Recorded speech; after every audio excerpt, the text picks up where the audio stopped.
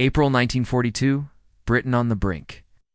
German U-boats, sinking 700,000 tons of shipping a month. Petrol ration, 4 gallons per private car per month. Most people have none. A 38-year-old engineer. Arthur Hartley walks into the War Office and says, "We'll lay a pipeline under the channel. But I need welders. Thousands. Now, the only people available, teenage girls who have never held a welding torch."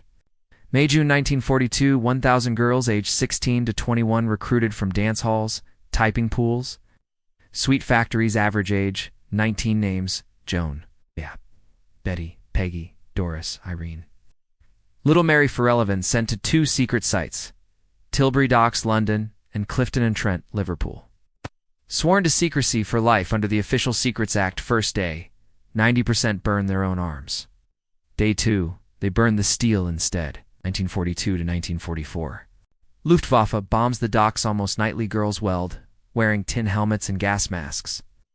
One night in 1943, a bomb lands 50 yards from Peggy's bench. She finishes her 6-foot weld before running to the shelter.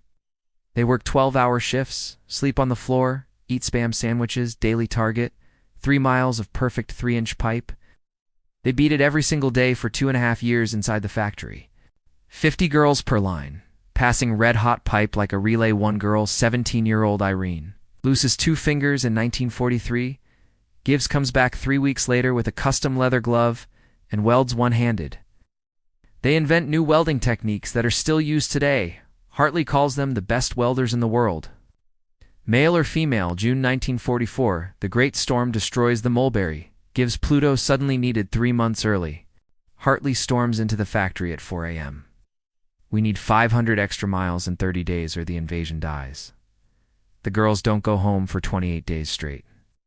Output jumps to 7 miles a day. Some sleep under their benches.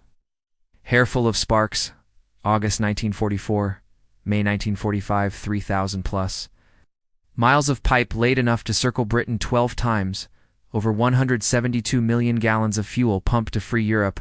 Not one girl ever breaks secrecy. 1976. The Official Secrets Act finally expires. 85-year-old Joan is asked by a journalist, "Did you know you saved the war?" She smiles and says, "We just knew the boys in France needed petrol. And we weren't going to let them down. They were paid 2 shillings an hour. They never got medals. They never even got their names in the papers. But every tank that rolled into Paris, every Spitfire that flew over Berlin, every ship that sailed on DAD plus 100 was drinking the fuel that passed through the perfect welds, made by teenage girls with burnt hands and unbreakable hearts. Hartley's Angels didn't storm the beaches. They built the river of fire that let others do it. END.